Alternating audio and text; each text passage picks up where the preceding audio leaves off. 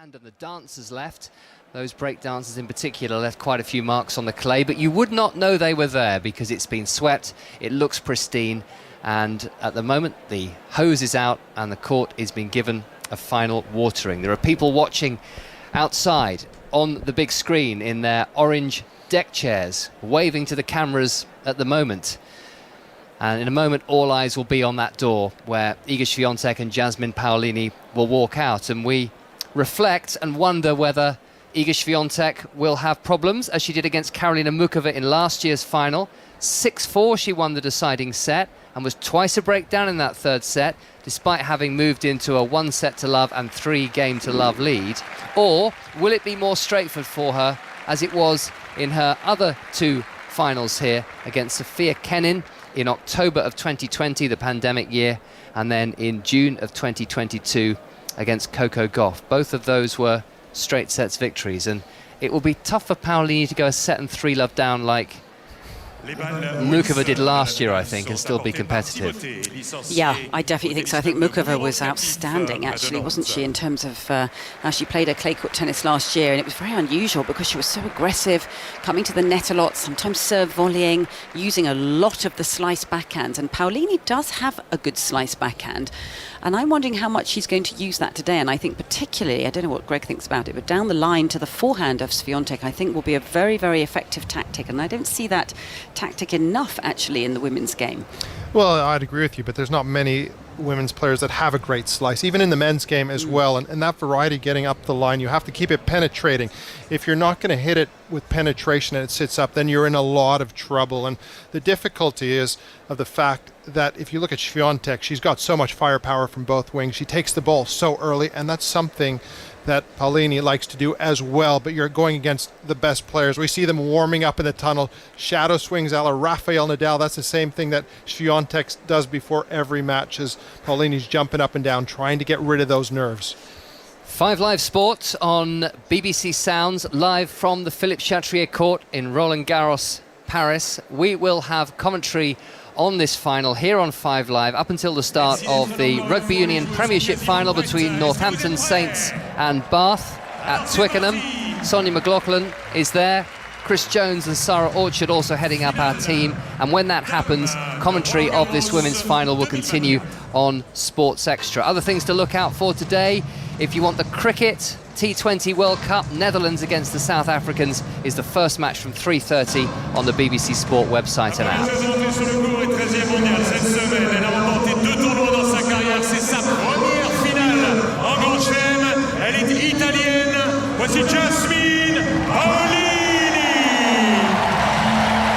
What an incredible moment for Jasmine Paolini. And she continues to smile. She's smiled her way through the fortnight so far, in both singles and doubles. Doubles final to come with her friend and fellow Italian Sara Errani tomorrow. Today, she has to try and dethrone the champion, Iga Świątek, who's now climbing those stairs as the dramatic music plays in the background, but she won't be hearing it. Those white headphones are clasped very tightly over her ears, about to walk out to play in yet another Roland Garros final. Et elle se reposait à la numéro 1 mondiale, qui a remporté 4 titres en Grand Chelem, dont 3 à Roland Garros. La tenante du titre, la polonaise Iga Świątek. Champion in 2020, 2022 and 2023. Will it be a 4th title in 5 years? Will it be a 5th Grand Slam title, which would move her ahead of the likes of Naomi Osaka and Kim Clijsters and level with the number of slams won by Maria Sharapova and Martina Hingis? Find out very shortly here on 5 Live, live from Roland Garros, after the ladies' BBC News, read by Jill Mackenzie. The voice of the UK. And the home of the Euros and the general election 2024. This is BBC Radio 5 Live. 4 hostages have been rescued from Gaza by the Israeli Defense Forces. They were taken from a music festival by Hamas on the 7th of October. The IDF says all 4 are in good condition medically and are being checked in hospital.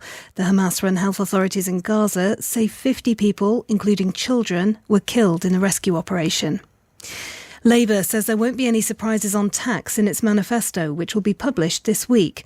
The Shadow Business Secretary, Jonathan Reynolds, told the BBC earlier that a Labour government would inherit the current spending plans, which include freezing the income tax earning thresholds. But the Labour leader, Sir Keir Starmer, says there won't be any extra taxes on households. Everything in our manifesto, won't be any surprises on tax. All of our plans fully costed, fully funded, and none of them involving tax rises over and above those that we've already set out. The Conservatives say they'd axe stamp duty for first-time buyers on homes worth up to £425,000 if they won the election. They've also been targeting drivers, saying they'd scrap the ultra-low emission zone in London's outer boroughs and ban blanket 20 miles per hour speed limits, which have been attempted in Wales. The wife of the missing broadcaster, Michael Mosley, says she won't lose hope that he's found. Dr. Claire Bailey was on holiday with her husband on the Greek island of Symi. He went for a walk on Wednesday, but hasn't been seen since. The BBC's seen CCTV footage showing the presenter walking through the village of Pedy towards Rocky Hills. And NASA has paid tribute to the astronaut William Anders, who's died in a plane crash at the age of 90. They say he embodied the lessons and purpose of exploration by being one of the first humans to orbit the moon. Calling all Glastonbury fans. Myself, Annie McManus, And me, Nick Grimshaw. are fully going in on Glastonbury. With very special guests. Emily Nevis. We have a local cheesemaker who has a really reliable weather forecast. Shania Twain. I'm considering riding a horse to the stage. Join us for weekly bonus episodes. We're going to have all the festival chat, all the action. all the backstage goss. Sidetracked by Glastonbury. Listen first on BBC Sounds. The French Open, live from Paris on 5 Live Sports and BBC Sounds. The warm-up is underway. The clock is ticking down. 3 minutes and 47 seconds left for Jasmine Paolini and Iga Świątek before they will be called into action for this French Open final. A brand new experience for Jasmine Paolini, but this is Świątek's fourth time in this position on the Philippe Chatrier court alone, just being one win away from the title. So is it starting to feel like she belongs here? I think, after the tournament, usually it hits me, usually what I achieved. But during, I feel like I just need to play, another match. So yeah, but sometimes, it's hard not to see, what's at stake and what the atmosphere is around these matches. So still I'm not used to it. It's not a routine. But on the other hand, when I'm really focused on work and on my tennis, I can kind of make it a routine because that's easier way to do it, I think. Not taking anything for granted, and who can blame her, because she was 5-2 down in the final set of her second round match against Naomi Osaka, saved a match point before winning in 2 hours and 57 minutes. She then took it out with a vengeance on Anastasia Potapova, beat her 6-love, allowing her opponent just 10 points in a match timed at 40 minutes. And she won 20 games in a row at one stage because the Wimbledon champion Marketa Vondrousova was then thrashed 6-love, 6-2 before she came through in straight sets in the semi-final against Coco Gauff.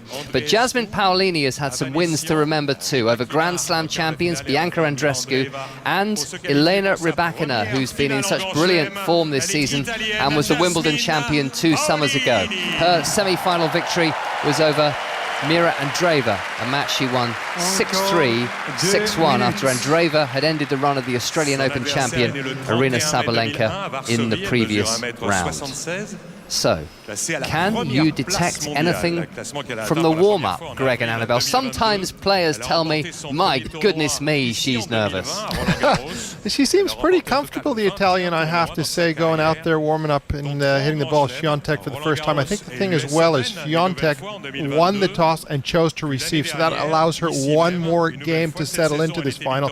And we heard the crowd cheering her name out loud. It wasn't the big ovation for Świątek. I think they're going for the underdog today. They want to see an upset and continue this amazing story. They want to see as much tennis and as much drama as they can. The men's doubles final follows, and that features a couple of Italians in Simone Bolelli and Andrea Vavasori pairing up together. And they've already enjoyed Dida de Groot of the Netherlands winning a 14th consecutive wheelchair singles title, but it was much tighter this time against Zhu Zhenjian of China, 6-3 in the deciding set. So the clock continues to count down as our stadium announcer, Mark Murray, announces Nico Helbert of Germany, who will be the umpire for this final. Struggling to get a few serves into the court, Paolini. She hit about 3 or 4 back-to-back in the bottom of the net. So I think there are quite a few nerves just racing through her body. I thought she looked a little bit nervous when she walked out onto the court, and she did hit one ball in the bottom of the net quite late. But then, as you said, Greg, once she started to hit the ball from the back, I thought she started to look more comfortable. She's always got a lovely smile on her face. She does. She's very endearing. She's got a gregarious character. And on top of that, you have to be nervous. As Jimmy Connors himself said, if you don't have butterflies and don't have nerves, you're not going to perform at your best. So it's how do you manage those nerves? And we're going to find out in the opening service game of the world #1. And that'll be interesting. I hope she goes after a forehand, takes the return to serve early as she's been doing throughout the tournament, especially against Rybakina in that match in the quarterfinals where she stood up to the Kazakhstanians player and really took on her first and second serve. I think she has to be brave, bold, and go for it today. Should these two need to get into a conversation, it may well be in Polish, because Jasmine Paolini is of Ghanaian and Polish descent. Isn't particularly confident in her Polish, but does say that she sometimes passes a bit of small talk with Świątek in Polish in the locker room. And she's getting a fabulous reception now, walking out first on the Philippe Chatrier court. 15 seconds still remaining for the players to take their place. And I don't know if that was a deliberate strategy, but it must have been a lovely sound for her. Yeah, definitely. I mean, I think that's so wonderful, isn't it? She knows that the crowd are here to support her, try and lift her, give her some energy. And she's got that kind of personality that can feed off the energy of the crowd. And if she can get that forehand firing, then she's going to give them something to cheer about. 5 Live, BBC Sounds. If you are about to head out and perhaps listen to us via BBC Sounds and you're not particularly familiar with the way it works, it couldn't be easier today, because you open the app and you'll see us on the homepage with a link to our coverage. The champion will get us underway in this women's singles final of 2024. And the first serve from Iga Świątek is onto the forehand of Jasmine Paolini. That's a good forehand from Świątek, looking to dictate early on. Her backhand cross-court. She's got the Italian moving around, and she wins the first point of the final as the high, floaty backhand from Paolini is a long way too long, and she just decides to re-tie her hair, Paolini, as we welcome listeners to the BBC World Service. You've missed just 1 point. You may not even have missed 1 point. We're underway in the final just after 3 o'clock local time in Paris. The backhand push down the line from Paolini, the forehand cross-court from Paolini, Świątek's forehand, Paolini with the forehand. Świątek hits back to the forehand of Paolini. A lot of power on that from Paolini, and now going for the backhand down the line, but maybe slightly off balance, pushing it wide. First 2 points of the final to Iga Świątek, and we're watching with Greg Rusedski, who reached #4 in the world, won 15 titles on the ATP Tour, and Annabel Croft, who I think we should probably remind you. She's a national treasure, Annabel, so she doesn't need any introducing. But you were quite a player. You retired at 21, but in that short space of time, you're a winner on the WTA Tour and also reached the top 25 in the world. As Świątek goes down the line with a forehand, short return from Paolini, but Świątek has knocked it straight back to her, and the Italian is on the board because she had the easiest of tasks of just hitting that backhand down the line past Świątek, who was marooned at the net. Well, you know, it's very obvious early on what Świątek's tactics are. She's going into the strength of Paolini, the forehand side, and trying to open up the court because of her diminutive height of only being 5'4", so trying to dictate and boss play early on. But the Italian is equipping herself very well early on. 30-15, down the tee with the first serve, Świątek, and that is not a forehand return that Paolini is able to time. Yeah, very good serve there from Świątek. It's quite a mechanical service motion. It's sort of got some jerky motion to it, but it is very effective, and she gets good accuracy, and that one had some good swing on it down that centre line. 2 game points then for Świątek. In the opening game of the final, backhand return Paolini hit well down the line, and there's the moon ball from Świątek. It's very effective. It bounces just inside the baseline, and Paolini hits the return from a good 8 feet behind that baseline. Backhand from Paolini, forehand Świątek. Paolini's forehand. Świątek with the backhand into the net, just as Paolini slightly lost her footing at the back of the court. And interesting, Greg, to see her going down the centre of the court quite a bit. And a lot of players have used that tactic fairly effectively against Świątek, where you don't give her too many angles. Well, they do that because of her physicality. She's such a great mover. She's so low to the ground. She's never off balance. And also, that gives Świątek no angles to play with.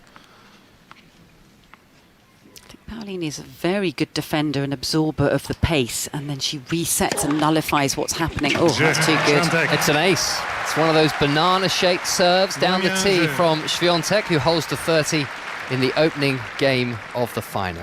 You know, Annabel, you were talking about the serve of Świątek. She's improved that tremendously because her elbow position on her serve used to be quite poor. She starts it off with a straighter motion, then gets the elbow to 90 degrees with a nice body tilt, and then goes up. That allows her to have that slice and that swinger we saw used so effectively in that last game. And I think that's going to be key for her today. And I think Paolini's going to have to move over on that ad side and cover that slider, because Świątek hasn't put into play that kick serve, which takes you out of the court yet. So you've got to keep on adjusting your tactics. But a very important game coming up right now for the Italian. And this is a remodeled serve, isn't it, Annabel? She felt that maybe that was a slight weakness, and she has been making a few subtle changes this year. Yeah, that's a very good point. I think, as Greg said, she sort of is getting that elbow position to a more 90 degrees. So it's just trying to find ways to mechanically get the maximum out of her serve to get a little bit more pace and power. I mean, it looks a little bit jerky, as I said, but it's effective.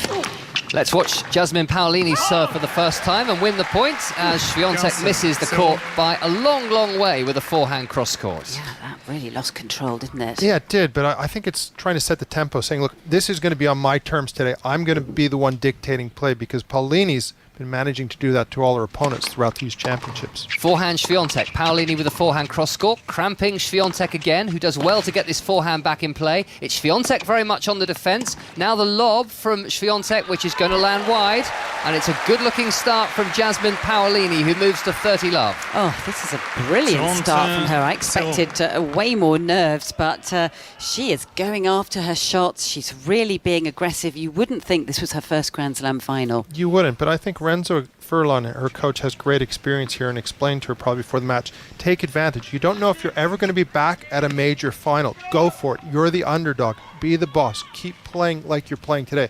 And so far, so good in these early stages.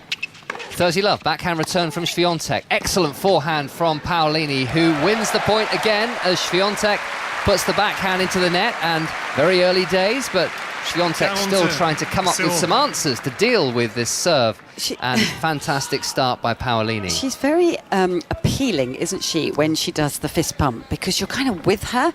Some people fist pump and it's kind of can get under your skin and be a bit irritating, but she's got a really charming way of doing it.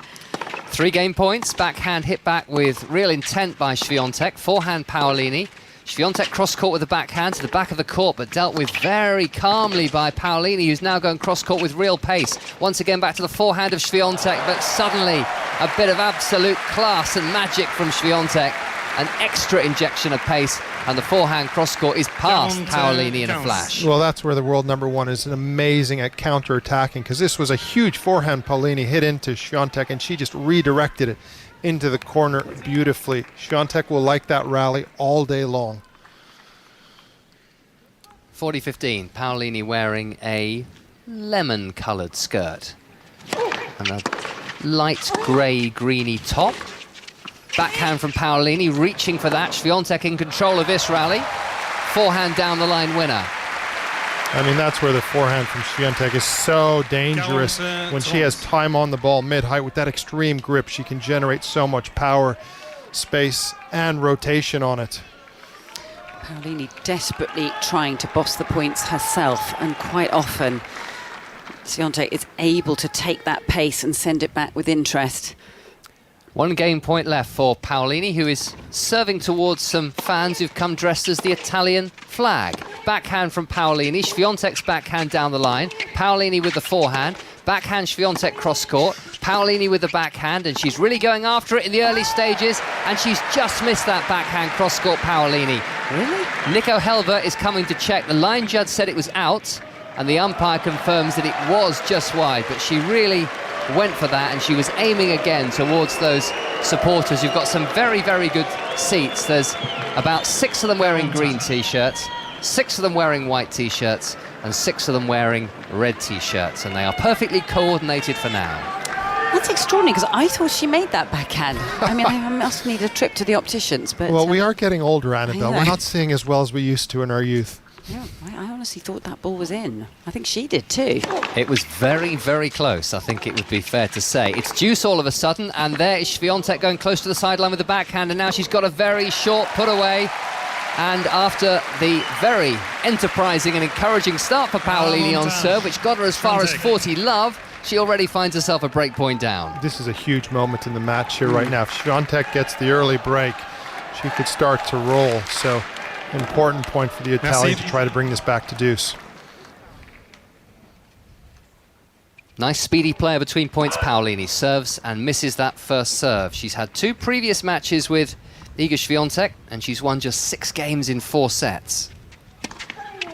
Backhand from Świątek, first break point of the women's final here on 5 Live, the World Service and BBC Sounds, and it's saved as the Świątek backhand catches the net and spins wide. There's nothing passive about what we're watching out here at the moment, is there? And there's not much chance for Paolini to even adopt any sort of slices or drop shots or any variety, because it's just a tone and a pace of the match that is just extraordinary.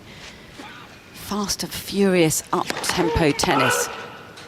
Well, also, she's got to have better placement on her first serve, because once you give Świątek the second serve, she's stepping in.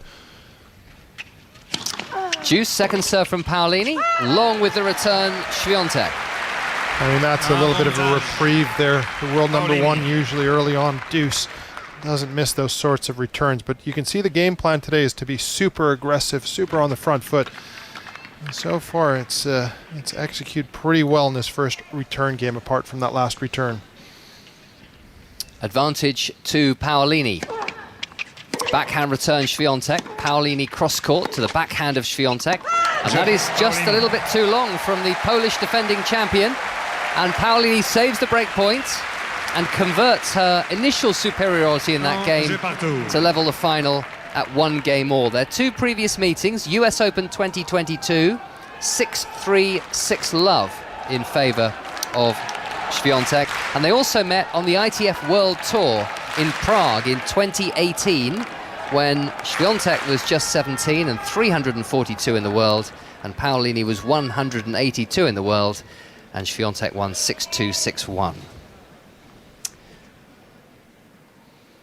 But that will feel like a long time ago, that meeting in Prague on clay. Very different stage of their careers. 6 years later, they are playing for the French Open title. Świątek was about to serve there, but a ball rebounded from the backstop and was threatening to trickle onto the court. And now she can hit her second serve to the backhand of Paolini, and a miss from Świątek, turning over that forehand cross-court and going wide. I mean, sorry, Annabel, I was just going to say, I can't believe this. Świątek 3 back-to-back unforced errors long. That's very unlike the Polish number 1. I think smart return of serve, taking that ball and kind of like what we call the inside-in backhand to the forehand of Świątek. And she's going to try to break that side down if she can. Love 15, backhand is a deep one from Paolini, and another miss from Świątek, this time with the backhand, and she faces love 30 on serve. It's uncharacteristic. I mean, she's come out hitting the ball so aggressively and with such authority. It's looked very secure off all the wings, and suddenly just a chink in the armour here for Świątek. Well, I think it's a surprise of not creating that break point and not taking the break point she had with that error on the backhand side. Love 30. This serve lands very deep. Paolini doing the running, and her squash shot forehand is too long, and Świątek on the board in this service game. And she has to be so quick, doesn't she, Greg, with her, her size, 5'4". I mean, when you compare her to other players on the tour who are towering at 6 feet and what have you, and a couple of steps and they've covered a ball like that, whereas for Paolini, it's quite out of reach, some of these balls. It is, and also it's the great angle that Świątek can create with that forehand, the short angle taking her outside the court. Forehand return Paolini. It's 15-30 on the Świątek serve here in the third game of the final. Backhand Paolini cross-court to the backhand of Świątek. Paolini's forehand, Świątek's forehand. Backhand cross-court Paolini. Świątek hits the backhand straight back to Paolini, who goes down the line very nicely with the backhand. Now she's got the drop shot chance. Świątek is there, steers the forehand over the baseline. And now it's the Italians' turn to have a look at 2 break points. Absolutely brilliant from the Italian. They're so tactically astute. Great backhand up the line, and then the soft, adept hands to play the drop shot to bring Świątek forward. Świątek isn't the most natural at the net, so that is a very clever play. This is inspired tennis and an inspired start, and already she's got this crowd going. You can sense it. They're really warming to her attitude out here. Inspired perhaps by the crowd, by having Sara Errani, her doubles partner in the players' box. She was the last Italian woman to reach the final here, runner-up to Serena Williams in 2012. Francesca Schiavone, the only Italian woman to win the title in the Open era, and that was in 2010.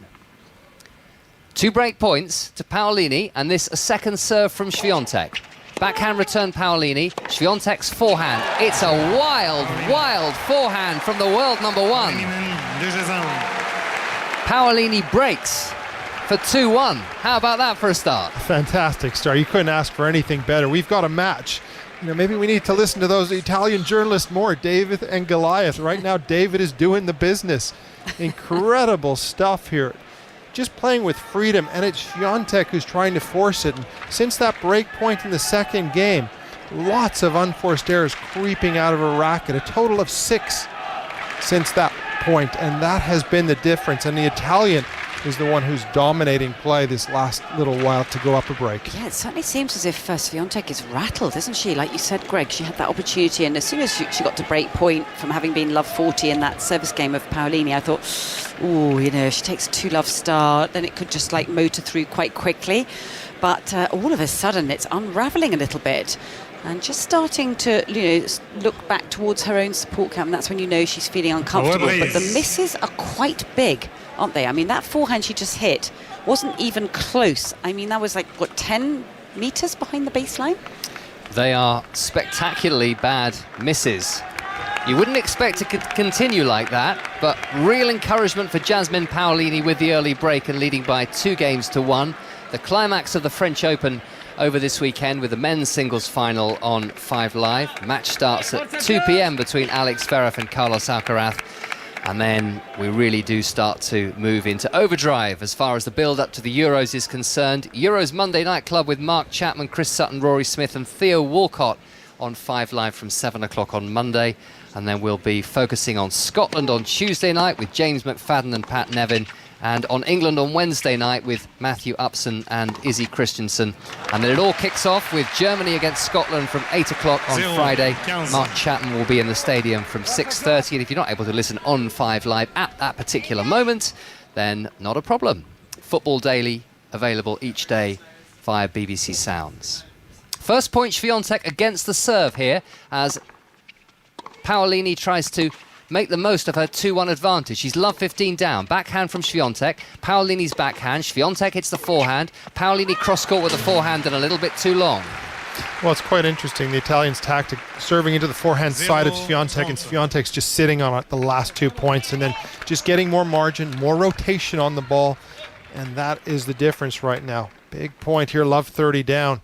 You've got to hold the momentum because the number 1 is looking to get this break back.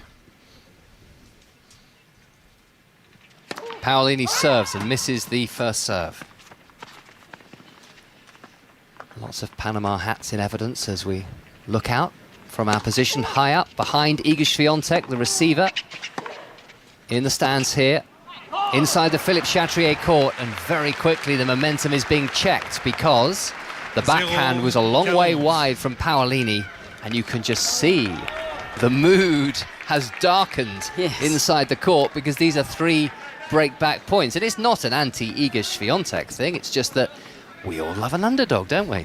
Yeah, she's just suddenly come off that high mountain that she was on for a couple of games, where she was absolutely striking the ball beautifully out of the centre of the court, centre of the racket. Really clean ball striking. Suddenly the errors are creeping in. 3 break-back points. A second serve from Paolini and a backhand stroked down the line by Świątek, who has broken back very, very easily indeed, Greg. 2 games all. Yep, you look at Świątek, great return to serve. That was just a solid game. And that just shows her mental fortitude. She goes down a break, doesn't play too many good points out there. The momentum's with the Italian. She just says, okay, let's reset. I had my 90 seconds to think about it. I know what I need to do. We actually have another Polish player, Iga Radwanska, the former world number 2 from Poland, in attendance today as well.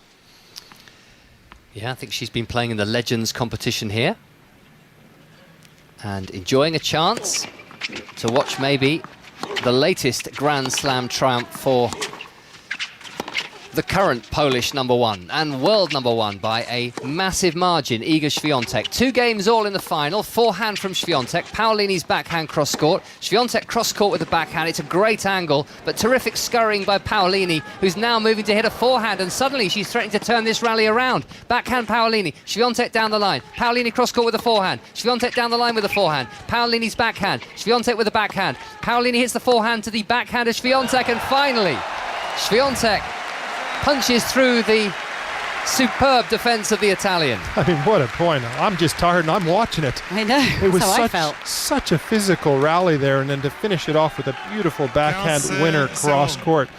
You know, that has got to be demoralizing for the Italian, because she actually played a good point there, counter-attacking the power of the world number 1. Yeah, she's had to take some extra time after that one. She looks a bit puffed out. I mean, that really was a lung-buster of a point. Beautiful finish from Świątek, and she was digging her heels in there, showing great stubbornness. Big sigh of blowing out air there, Paolini, before this point. All that energy expended, and she wasn't able to win the point. But it certainly sends out a message to Iga Świątek that she's going to be running down every single ball. Świątek with a second serve to the Paolini backhand. Down the line, it's a lovely shot on the backhand there from Świątek, who moves to 30 love. But that's what happens after a lung-busting point like that. You just run out of a little bit of energy, and then anything short just gets punished for the winner. So even though it's only 1 point, psychologically it's a couple of points to the good. Świątek seems to have got it back on track very quickly, hasn't she, after those ballooned misses that she made off the forehand wing. Świątek serving. Sliced forehand return by Paolini. Nice piece of improvisation there. Backhand hit down the line by Paolini. Świątek wins the point, though, as Paolini nets the forehand. But that's where I'd take Świątek and bring her forward. Remember that beautiful drop shot that set up those 2 break points in the previous game. You've got to bring the Polish number 1 forward, because she's not as comfortable in that position. 3 game points to Świątek for a 3-2 lead in the first set. Forehand reached by Paolini, but it's a short return, and there's another of those wild forehands from Świątek. She was coming forward, she was inside the service box, and missed the baseline by 7 or 8 feet. It's an awkward shot for her, that, and that was off one of those chopped, sliced, short forehand blocked returns of serve from Paolini. And I think, as we've seen already in this match, Świątek much better when she's like taking the pace, sending it back with more pace. You know, quite a metronomic sort of tone to the match, whereas when there's a bit more junk thrown in, more difficult. I think that Paolini, you know, judging by some of the times she's come off second best in some of those extraordinary rallies they've had, I wonder whether she does start to need to introduce a bit more variety, more slices, more moon balls, more different mixes of pace. I'm not sure she can out-hit Świątek in this match from the back. No, that would seem a tall order, wouldn't it, as Świątek serves at 40-15. Backhand from Paolini. That's a good, deep, honest return from the Italian. Backhand to the back of the court. Świątek painting the lines with a backhand cross-court. Paolini's backhand down the line. Świątek's forehand. Paolini goes long. Again, really going after the ball from inside the baseline, but that's a pretty straightforward hold in the end for Iga Świątek.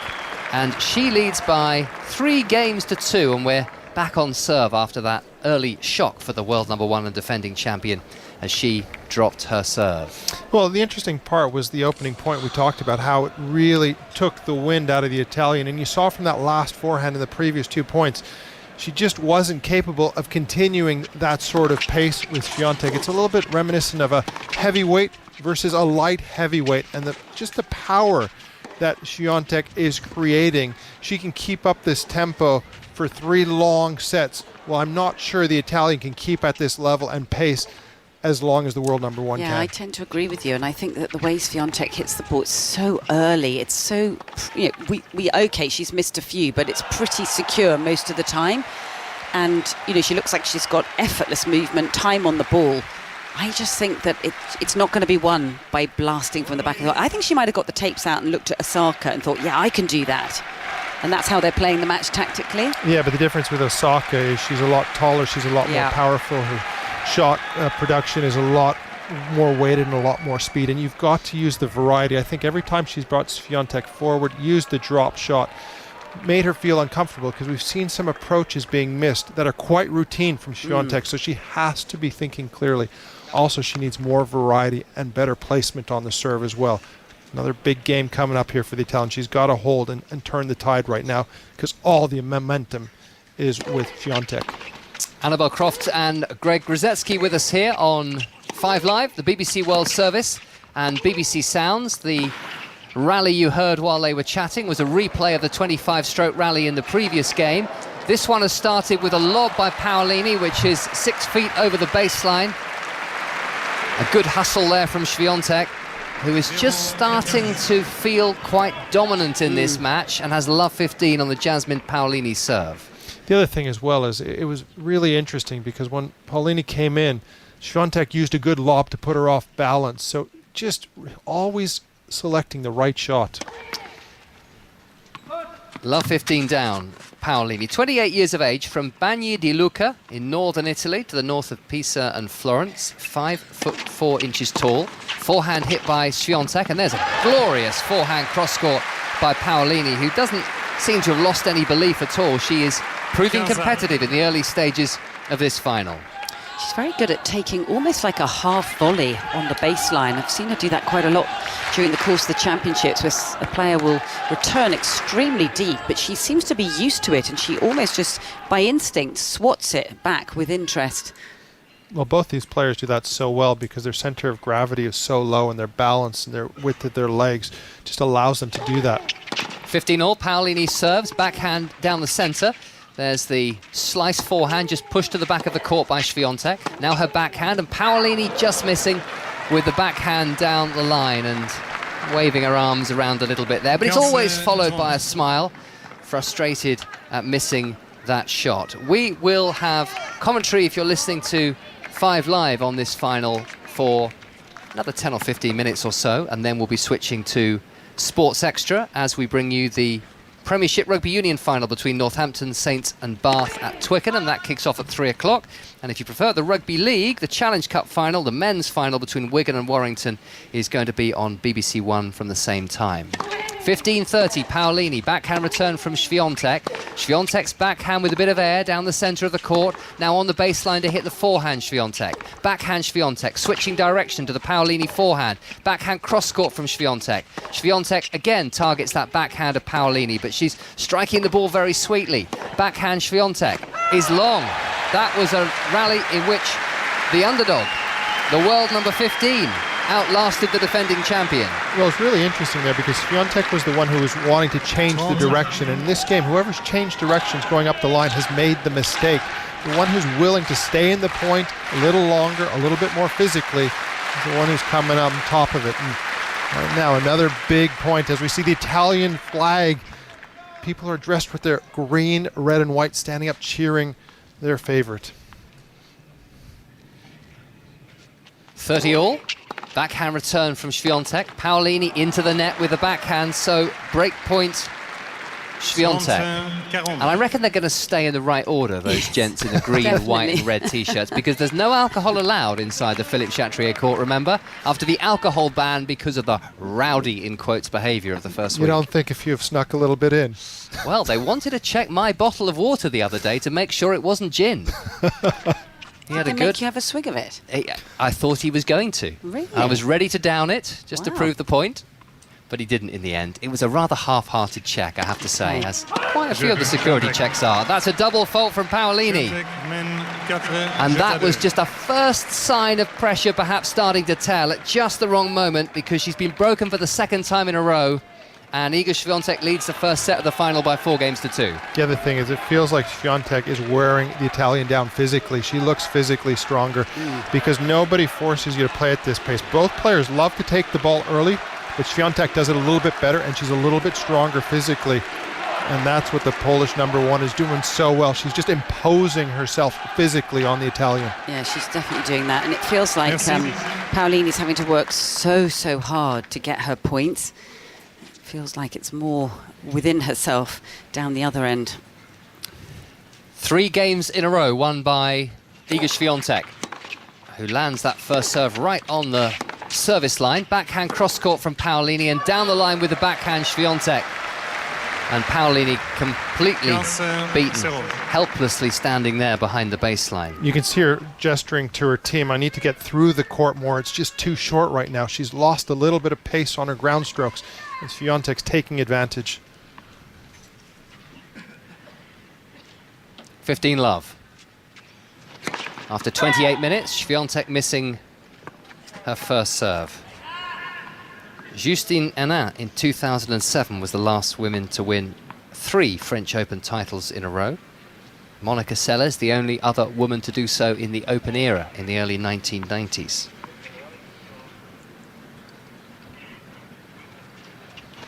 Świątek serving to the backhand of Paolini. It's dragged cross-court by the Italian. Down the line, Świątek. And just wide with the forehand, Paolini, who has very few answers to the defending champion at the moment. Yeah, it's very forcing play from Świątek, and she's starting to move every ball into the open space. And, just Paolini, just her legs, she's only 5'4". She just can't sometimes keep up with that pace of the ball, the heaviness, the weight that comes through the court, and, of course, the rotation, which keeps the ball travelling after it's landed. 4-2, 30-love. Świątek's first serve into the net. Second serve for Świątek, who, remember, saved a match point against Naomi Osaka in the second round. That's long on the backhand from Paolini. And Świątek is trying to win a 4th game in a row here and move into a 5-2 lead. Not that uncommon for players to win Grand Slam titles, having saved a match point along the way. Well, that was a real scare in the tournament. And apart from that match, everything's been averaging about 1 hour and 20 in the other 5 matches to get here. Sometimes when you have that sort of fright, the only thing you do is play better tennis, and that's what Świątek has done today, especially the last few games. 3 game points as Świątek serves into the body of Paolini. Paolini's defended well and then won the point with a forehand cross-court winner. Exactly. I mean, finally, because of the awkward return, it ends up short the return. Świątek has to come forward and doesn't feel comfortable there, and the Italian hits a good passing shot. Use the slice, short return, bring her forward, give her a different look. If you're going side to side with Świątek, you can shake hands right now. 4-2, 40-15 now. Świątek apologising. Lets the ball drop, now ready to serve. Blocked back at full stretch by Paolini with the forehand, and there's the forehand volley. Świątek celebrates and leads by 5 games to 2. In the first set of this final. We are not long away from the start of the Premiership Rugby Union final at Twickenham. 17 minutes until kickoff. Chris Jones set the scene for us.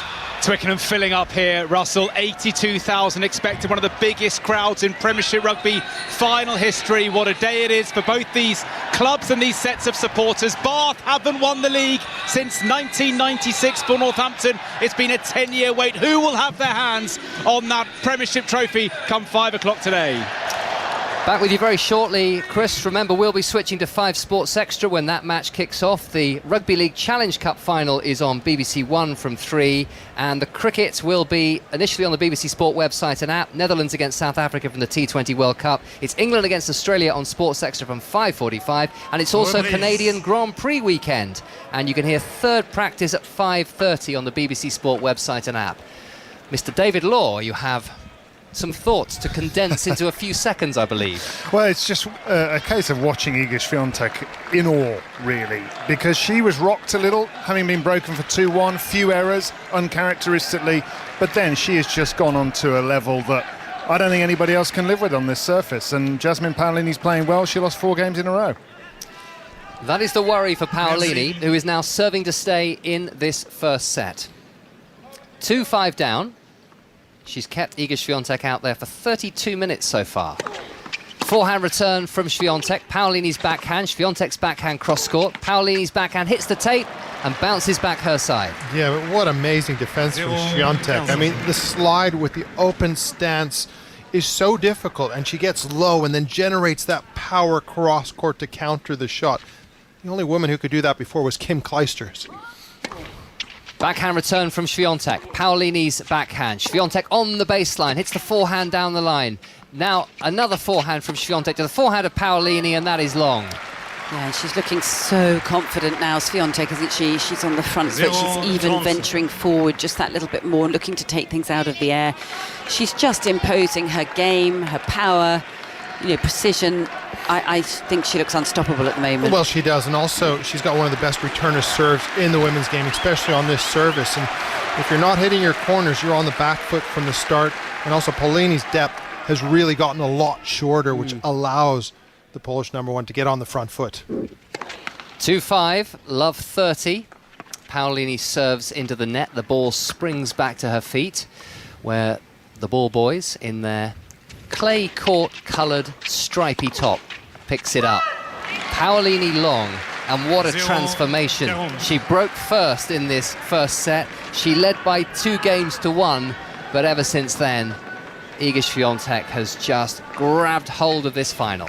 Well, she's struggling for points since then, let's be honest. Yeah. I mean, she's not even close to double digits in the last few games. 3 set points to the defending champion. Forehand return from Świątek is just too good, right at the feet of Paolini, who nets, tosses away the loose ball. And after such a promising start, the first set goes to Jasmine Paolini, goes to Iga Świątek rather, by 6-2. And we were getting chants for Paolini at the start, but I'm hearing the eager chants around the Philippe Chatrier court now, Greg and Annabel. Oh, lovely to see that. There's so many Polish flags around here as well. People dressed in the colours of red and white. Yes, we have our Italian group on the other section, but Iga is a touch of class. We talked about how many times we think she can win this tournament. I said 10 times, and we're seeing why today. She has been so impressive, so mentally strong, and that bounce back ability she has as well after being down a break 2-1. She's gotten better and better. She's gone from strength to strength. Greg, Annabel will stay with us as we continue the commentary on the women's final. That will be on 5 Sports Extra and also the BBC Sport website and app, as well as BBC Sounds and the BBC World Service. But here on 5 Live, we're going to return to Twickenham and rejoin Sonia McLaughlin for the Gallagher Premiership final. So 6-2, Iga Świątek has taken the first set against Jasmine Paolini. The ground staff are sweeping the court. Always find it quite therapeutic watching them sweep the clay away from the white lines, and it looks almost perfect again with the second set about to resume. David Law is going to come in for second set commentary here on the BBC World Service and Sports Extra. Annabel Croft, Greg Rusedski alongside us. Obvious question at this stage of proceedings. How does Jasmine Paolini turn things around? But there's not a great deal of encouragement for her, is there? They're not playing the way that she just was. I mean, she was striking the ball beautifully at the start, but then it was very clear that what she was doing was going to be overtaken by Świątek by quite some distance, and I think it's very clear she cannot beat her playing that kind of tennis from the back of the court, so she needs to introduce different paces, some loopier balls, some no-pace balls, some junk shots, some slices, maybe more drop shots. shots. Just need to change up the pace completely. She does, and also on top of that, I think she has to serve better, because if you serve better, that allows you to get on the front foot. Świątek has just been taking her first and second serve apart, especially from 2-1 down, and if you allow Świątek to get the first hit in, you're in trouble. That's when Italian got ahead, was she got the first hit in. As we see the beautiful wave going around the court right now, they want a match. This is women's finals day, and hopefully the Italian can make those changes you talked about, Annabel. Yeah, I mean, you can see that she really has won the crowd over at the beginning of this match, but I think it went a little flat towards the back end when she kept breaking down. She just couldn't keep up with her. I think that sums it up. She just couldn't keep up with her at times. Jasmine Paolini's played really good tennis in this match, the sort of tennis that she played in getting to this point by beating Elena Rybakina, a depleted Elena Rybakina, if we're honest, a few days ago. But then Mira Andreeva in the semi-finals, her start was similar. She got an early break of serve on the board, Paolini, but then she has experienced the sheer greatness on this surface of Iga Świątek, who's trying to win her 4th title at the age of just 23. 6-2 first set here on the BBC Sport website and app, and on BBC Sounds on 5 Sports Extra. There's a lovely passing shot from Paolini cross court, and she did bring in her opponent there, Greg. And I suppose the question I'd like to ask you is that a game that she can play consistently, though? Is that her normal game? And if it isn't, how do you suddenly invent something that you don't normally do? Well, the great players find a way and find solutions. But she's not a great player, is she? She's a very, very good player, but can she actually do that? Well, she's top 10 in the world at the end of this tournament, so she is a great player in my opinion. Okay. Maybe not as great as Świątek, but there is class, there's quality there. And, you know, she is a fighter, so she's going to make changes. You have to have a game plan A, B, and C. You just can't have a game that is one-dimensional. Greg Rusedski and Annabel Croft here with us on 5 Sports Extra. Here's the backhand on the centre from Paolini, who's got love 15, but now it's 15 all. The voice you heard there was that of Świątek, who she just never lets up. Annabel. She doesn't. I mean, she doesn't waste a single ball, does she? No. Every ball is struck with purpose, precision. You know, she's making things happen, and she's piling on pressure all the time. It's like watching somebody with a sort of ratcheting it up, you know, turning the wheel all the time. Yeah, I feel like she's really couldn't actually be playing any better in this final. No. More confident. She's just from 2-1 down. It has just been awesome, yeah. Quite honestly, what Świątek has done. Let's see if she can continue where she left off at the end of the first set. Paolini really going after a forehand there. My goodness, she's hitting the ball hard, but she's gone long with that forehand. At least she's trying to take that first strike that you mentioned, Greg. She is trying to take the first strike, but then she's going for a little bit too much with that last forehand. She's just not used to somebody being able to counter that pace so easily as Świątek does, because of her physicality as well as her balance. I suppose a bit of panic almost sets in, doesn't it? Like, how on earth is that coming back? That shot never comes back. Okay, well, I'll have to hit it even harder. Well, instead of hitting it harder, try the drop shot, which got you those 2 break points early on in the first set to allow you to break. Remember that. We haven't seen a drop shot since. 30-15 here, Świątek serves onto the forehand. Heaved forehand by Paolini, but unable to control that. And there have been a couple of times where her height, her lack of height have been an issue, haven't they? Because the ball's been almost over her head. Yeah, you can see it where she's flailing at the ball, and like you say, it's going over her head, or if she's being pushed out wide, the way Świątek can take a ball out wide, she's literally sort of reaching for it, and her little legs just cannot keep up with it. I mean, she's a great mover, Paolini, and she, you know, she does a great job trying to defend, but against this kind of weight of shot, it's pretty difficult. Beautiful, colourful scene in front of us with the orange court. It's green surrounds, a forehand into the net from Paolini as Świątek holds for 1-0 at the start of the second set, and I can see a flag with 3 letters on it, IGA, over the far side, red and white, and there are lots of red, white and green flags. There are the several spectators in their green T-shirts, white T-shirts and red T-shirts, but the 2 green ones have left their seat and now they're retaking theirs. Yes, but they've messed up the flag a bit, haven't they? Yes, but they're bringing beers back for everybody else, Annabel, so it's all right. Oh, well spotted. I've noticed a lot of very stylish hats in this audience. I mean, it's a very chic audience, isn't it? It's to see and be seen. Yeah. Here, isn't it? A lot of beautiful boaters and straw hats. I mean, Greg would look like good in one of those, wouldn't he? It's almost everywhere. Yes. Definitely want to see Greg and a boater. Here's a backhand half volley from Paolini, and she wins the point as Świątek goes long. 6-2, 6-2, 1-love for Świątek early on here. She needs to weather the storm right now. She's lost 6 straight games in a row right now. She has to hold early on in this second set to really make this a match.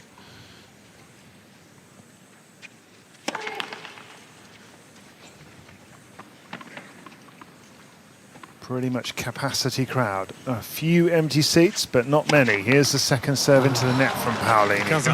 It's just not what she needed, is it? Well, the other thing is it's a little bit gusty down there because we saw in the last service game from Świątek, she caught a few tosses, and that was a bad toss, and she still hit it. Until they change the rule, if you don't like the toss, my rule is don't hit it, start again. And that's a little bit of lack of inexperience there. Well, even the crowd can sense that she needs a bit of extra energy behind her. They're trying to pick her spirits up. 15-all.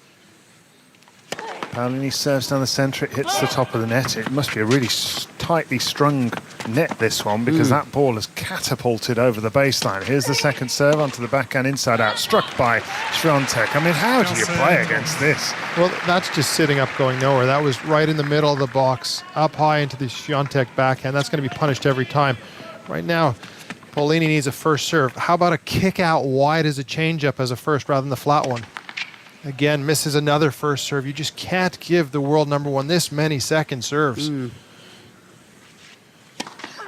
Bounced up high onto the backhand of Świątek here as the backhand goes down the centre from Paolini. 15-30 down here, just trying to arrest this run of games. That was outside edge of the baseline from Świątek. Scooped back by Paolini, but into the net. Now she's staring at the line. She wants to see whether that ball had caught the line, and she knows that it has. And these are 2 more break points. Yeah, she was a little unlucky there. I must admit, my first instinct was that might have been out, was waiting for the call. She was expecting it. She hesitated.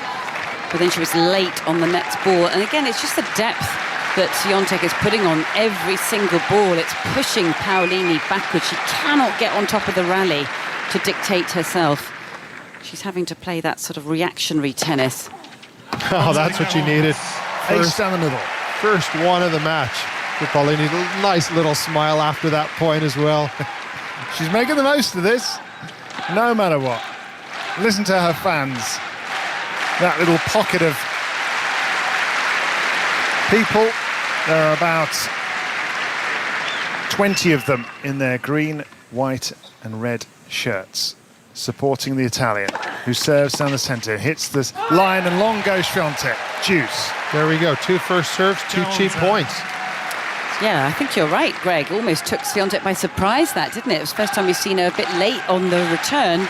Probably not expecting it. Well, also it was flat into the body, so tactically astute. You've got to hit your 3 corners out wide, tee or body with Świątek. Juice point. Paolini serves again, and that one's wide too. And this is very similar to the second game of the first set, when Świątek was piling on the pressure and then just put in a rash of unforced errors. Absolutely right. Yeah, the forehand return started to really lose control, and the crowd desperately willing Paolini on because they want to see some more tennis. This is going far too swiftly. This to level the second set for Paolini. Serves down the centre onto the forehand. Now the backhand behind it, but she nets Paolini. She really can't afford that. Well, Świątek's not going to give you anything, especially on second serves or first serves that aren't struck well enough in the corners. Świątek is clever enough to know, okay, the pressure's still on the Italian here. Let's keep it up. 6-2, 1-love. Świątek, juice. Serves down the centre. Now Paolini with a forehand on the line. She nets that as well. That's a money shot, really, and she is suddenly struggling. It was a bit hesitant, that one, wasn't it, Greg? It was. She was watching Świątek in the corner of eye. Instead of just hitting your shot, even if Świątek is there, you've got a volley on the play. She's looking at her opponent and being intimidated by the world number one a little too much. Yeah, you could see she didn't quite commit to that forehand. I think she was about to change her mind, and just that slight hesitation was enough to cause it to miss. Here's the backhand down the centre. Wow, what a shot from Paolini, and it still comes back, and then she heaves the forehand way out of court, and she's broken. Yeah, but that was brilliant defense from Iga right there. You know, sliding the opposite direction, still having the balance to control that ball up the line. The Italian was shocked with that defense. She was expecting a short ball and then had to deal with one that came on top of the baseline. Nobody defends better in the women's game than Świątek. 6-2, 2-love. Suddenly this is going quickly. Paolini was 2-1 up with a break in the first set. She's lost 7 games in a row since then. Forehand is blocked back deep by Paolini, and now she hits her backhand on the centre. Świątek just redirects the play down the line with her backhand, now hits her forehand cross court. Both shots equally potent on the Polish side of the net. Here's her forehand cross court. Good hitting from Paolini until the final shot when she pulls it into the tram lines. Yeah, she's just the one that's breaking down. If there's any extension on a rally at all, she just, as we said before, we're saying, I feel like a record. She just cannot keep up with it. Well, the thing is, she has to say, okay, I'm not going to miss anymore. Let's force Iga to do something different. I'm going to have to be physically tough with you. She's not going to get those explosive winners like she has throughout the tournament. Backhand cross court from Paolini, and that is just extraordinary from Świątek. That looked like just a rally ball backhand, but actually she got such an incredible angle, it was a winner. Yeah. Well, it was the angle, but also the pace, which she created that angle as well. And her angles on the backhand and forehand side with pace have been exceptional. 12 winners to only 4 for Paolini. That's a big up and under for Świątek. Serve down the centre, blocked back down the middle by Paolini. Big backhand on the line from Świątek. This is just unplayable tennis. I don't see what anybody could do about this. No. It's just too one-sided, isn't it? And I think, you know, as positive as Paolini is, I think even she is starting to get a little deflated, and, you know, that the kind of positivity she brought into this final, I think, is evaporating. Yeah. I mean, it would bring anybody down, wouldn't it? 6-2, 2-love, 40-love. And Paolini made a very good start, led 2-1 with a break. She also was 2-3 and 30 all on her serve. And then suddenly things have just changed. Backhand on the line is just extraordinary again from Świątek. An attempt by Paolini to sort of bunt and charge, but that was just sitting up beautifully for the pole to redirect down the line. And at 6-2, 3-love, Paolini will do well to get another game. I would have to agree with you. And you look at Świątek's body language. After that backhand passing shot winner up the line, she ran to her chair. She sat down. She's showing that body language that I'm here every point, every ball. I'm not going to give you anything. And if I'm Paolini, I'm sitting down there, I'm thinking to myself, okay, how can I turn this thing around? Let's get the crowd involved. You know, try to win this opening point. Get your first serve up. Use your variety when you're serving with the slice and the drop shot. Engage the crowd. Right now, it's a little too quiet and a little too comfortable for Świątek. Yeah, I think that even they sort of feel that it's just one-sided, isn't it? And I think even the crowd, as much as they were behind Paolini, I think they can see and feel what's happening. And she'll be able to sense every groan and every sort of tut and every sigh every time she misses one, which is not their fault, it's just their natural reaction. But of course, for the player listening to it, that kind of eats away at you as well, because then you start to feel more pressure because you're not giving them what they're cheering for. Yeah, but you have to get that mindset where you just relax and just say, okay, this is my moment. Do I know if I'm ever going to be back at a major final? Let's go for this. Let's play with freedom. Let's try something new. What do I have to lose now? I haven't won a game now in a total of 8 games. It's an 8-0 run right now from Świątek. Forehand return from her onto the forehand of Paolini, who caught that one well, but she's clipped the top of the net, which slowed it down. So now Świątek's up on the baseline, directing play. Here, forehand is long, though. There we go. That's a good point. You know, just willing to grind it out a little bit there, waiting for the error from Świątek.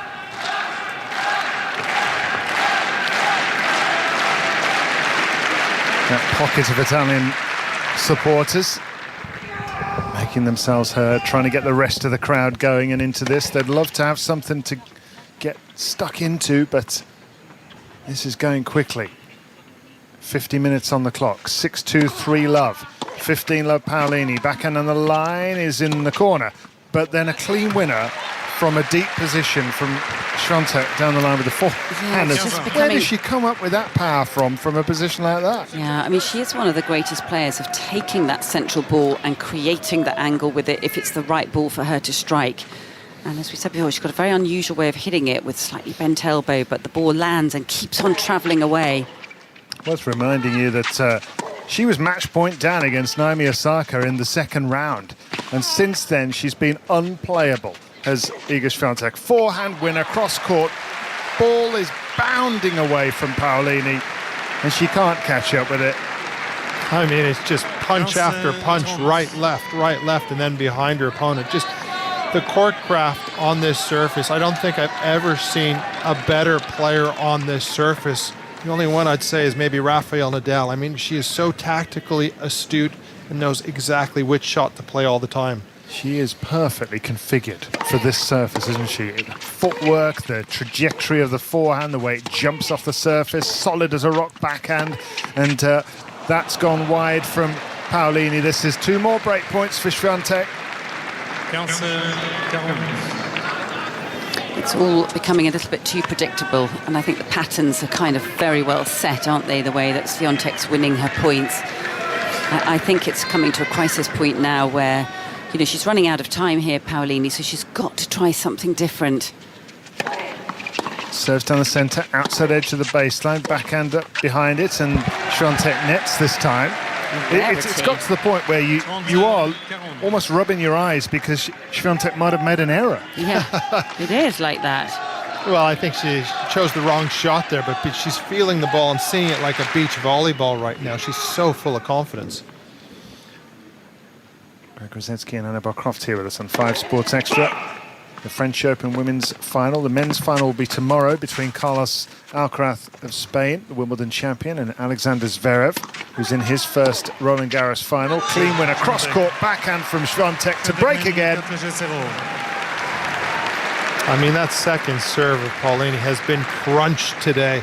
I mean, it's just been totally battered and bruised, too predictable, sitting in the middle of the court. And when you've got a return like Świątek, it got exactly what it deserved. And I've seen Świątek's coach on the big screen, and he looks as relaxed as you possibly can be in a major final. A set in 2 breaks. This is going to go in the flash of an eye right now, unless something very bizarre happens.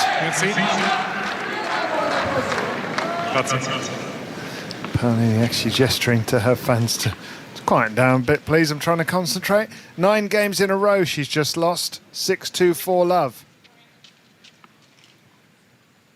And Świątek just 2 games away from the title.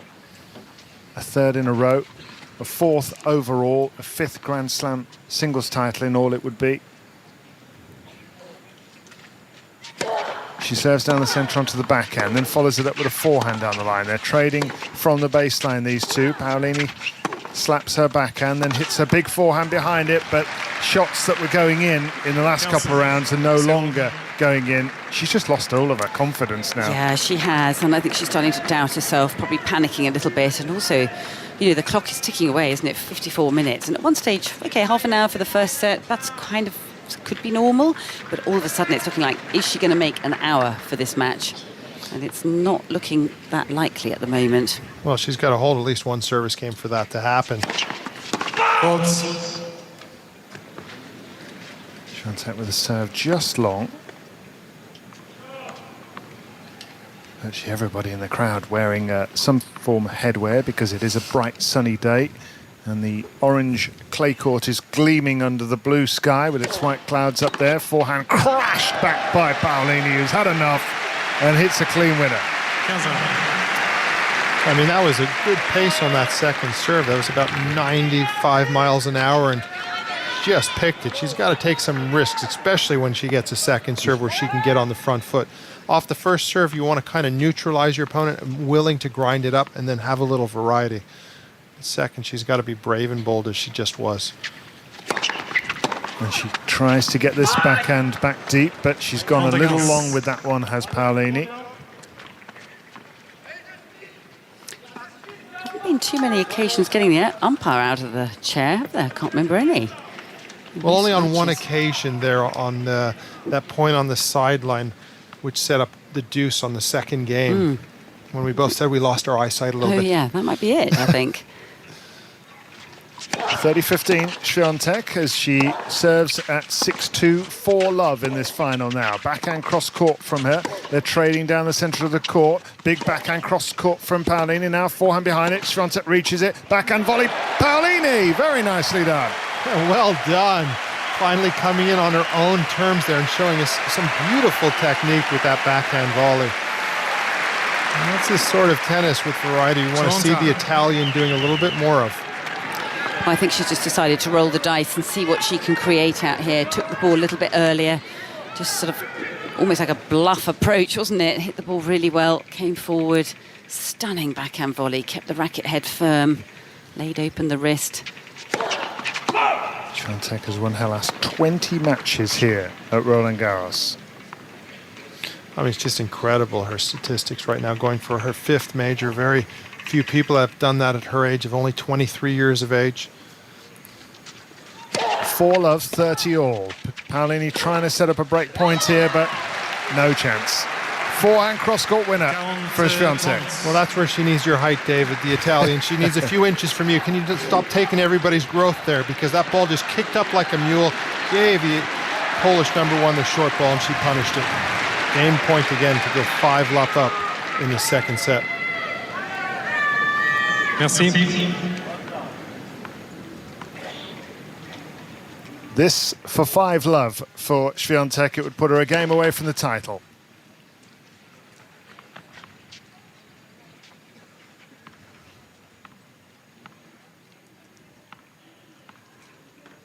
Paolini staring down the barrel. Here she hits her backhand down the centre long.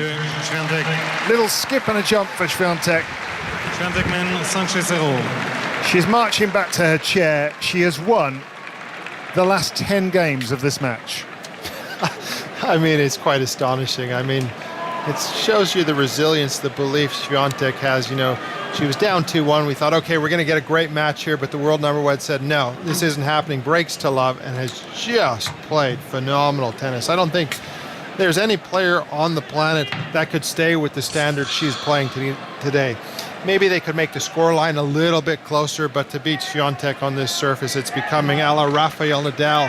You're kind of thinking, okay, the title belongs to her. This will be her 4th French Open title in 5 years. That is quite astonishing. Yeah, it is. And I think what she's starting to do is build a sort of an aura on this surface, isn't she? Where there'll be a bit of a fear factor going out against her, where people just want to see if they can actually challenge her, and they don't want to be embarrassed by her on this surface. And you know, it's incredible how she handles that pressure. I think she sort of has a very good mindset towards the pressure that she has on her own shoulders. She always says pressure is a privilege. You know, I think she quotes Billie Jean King on that department quite a bit. Well, I think it's all that work she's done as a youngster with a sports psychologist and staying with that person this long to get her mindset just right.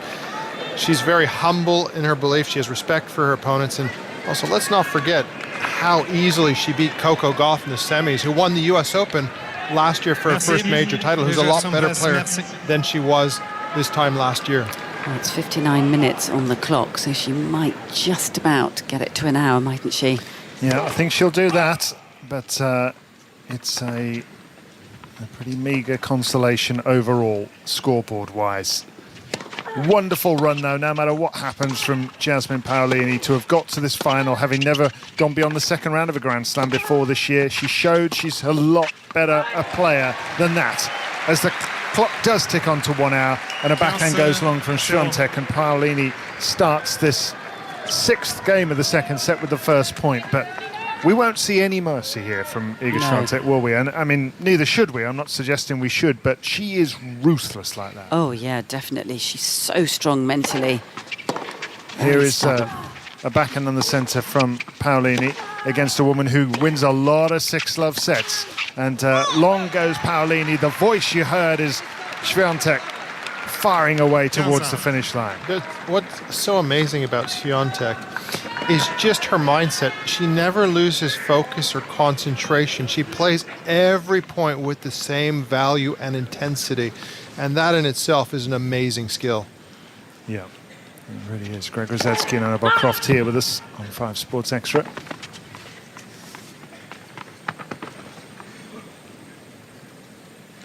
Świątek up on the baseline to hit this backhand. She's taking it on inside the baseline when she eventually makes contact. Down the line goes the good forehand from Paolini. Now a bit more room for it here. The forehand cross court.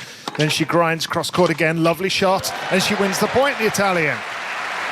As Świątek slices her forehand into the net. Well, it would be so nice for her if she isn't bageled in this set, wouldn't it? I mean, I think there'll be an eruption from the crowds here if she can just show her plucky spirit and just get up on the scoreboard again in this second set. It would be nice because, you know, they've met on 2 other occasions and she's only got a total of 3 games in each match that they've played. And as you say, Annabel, nobody wants to be bageled in a major final. 30-15, served down the centre by Paolini. Forehand hit cross court is a decent one, and now a backhand cross court, but that's way long. Oof, that really flew off the strings there, losing control on that ball. Well, the problem is she feels like there's no hole there back there that she can't get through Świątek, but she's playing in straight lines. You have to get around her with the drop shots, the slices, the angles. The defense of Świątek is just too good, and that's what's creating all these unforced errors. 6-2, 5-love for Świątek. 30 all, this to set up match point. Championship point indeed. Forehand cross court from Świątek. Forehand lifted right onto the baseline by Paolini. Then a backhand, but this is going to set up for Świątek to attack. She's in charge of the rally. She plays a forehand volley. Oh, she's missed. Cross court, my word. But that's what I mean. Świątek, that's probably the weakest part of her game. If you hit a semi-decent passing shot, you're going to get at least a second passing shot, if not an error. Yeah, you've been saying that the whole match, Greg, just to bring her in, because that's where she's least comfortable, and that was a very uncomfortable-looking volley. She didn't look secure on that. But that makes Świątek a little bit unnerved, and that's what you have to do. Once Świątek feels comfortable on this surface, forget about it. You got no chance. This is to get on the board in the second set for Paolini. The crowd are going to erupt if she does it. Backhand on the centre from Paolini. Now she hits her forehand on the line! Yeah. Oh, well done. Wow. Oh, that was a brilliant ending to that game, wasn't it? Oh, absolutely brilliant. Thank goodness she got that game. Hey, let's see if she can do something here against Świątek, because no matter how great you are, it's always difficult to serve out a match, especially at a major. Nice thing. Finish to that game as well. Absolutely sizzling forehand into the corner. Might just give her a bit of a boost for this next game. Iga Świątek is serving for her 4th French Open title. She serves at 6-2, 5-1 into the net.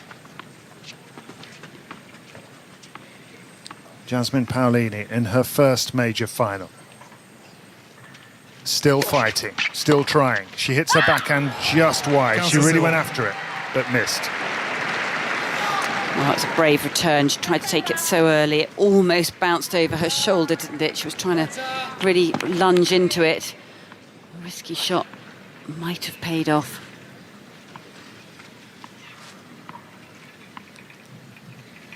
Świątek with the white baseball cap, the ponytail sticking out the back, and the purple and orange and white dress with a white framed racket that she swishes through the air. Almost looks like a lightsaber as she's painting pictures out there on this orange clay court. The backhand is hit through the ball by Paolini, trying to keep this match going. Backhand on the centre by Świątek. She steps into another one down the line. She's missed Świątek.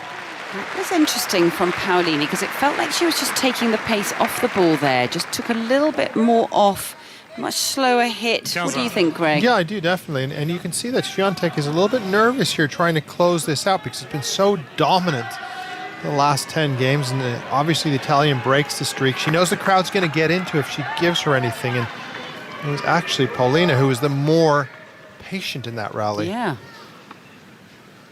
Looked less desperate, didn't it, to try and sort of make something happen quickly. She was just more at ease with that last point. Served down the centre is long by Świątek. 6-2, 5-1. And her attempt to win a 4th title here continues.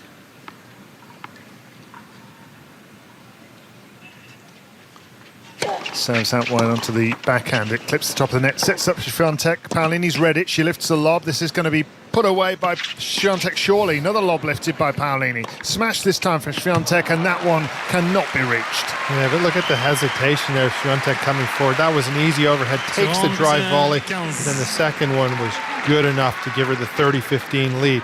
You can see how she doesn't move forward to the volley or the smash.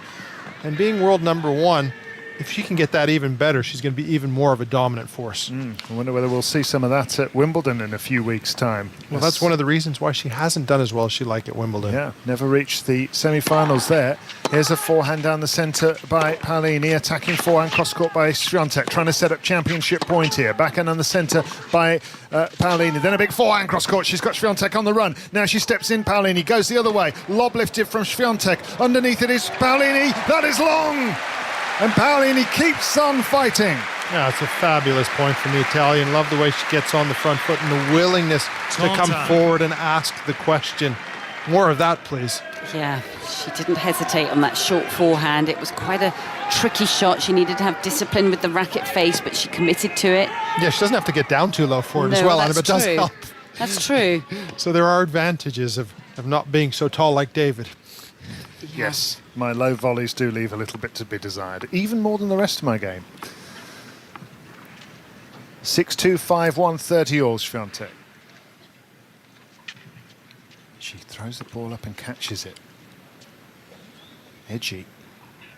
All the camera lenses are pointing at Świątek right now because they're sensing that a match point is coming soon. Forehand cross-court from her, replied in kind is long by Paolini, and this time she lifts it a little bit too long, and those camera lenses are focused only on Iga Świątek right now, who bounces the ball, steps to the baseline, and tries to compose herself. Merci.